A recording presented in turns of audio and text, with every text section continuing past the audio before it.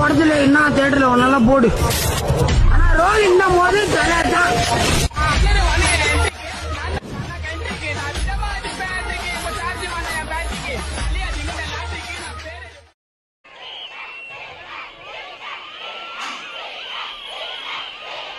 நெஞ்சில் குடியிருக்கும் சேலம் மக்களே,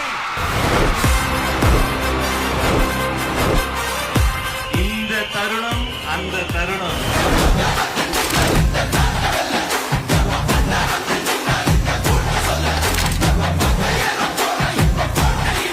இந்த மாதிரி தனியா என்ன மாதிரி சொந்தமா ஒரு கட்சி ஆரம்பிச்சு 1% அட்லீஸ்ட் 1% வாக்கு வாங்கி காட்டுற அந்த தில் இருக்குதா, திராணி இருக்குதா?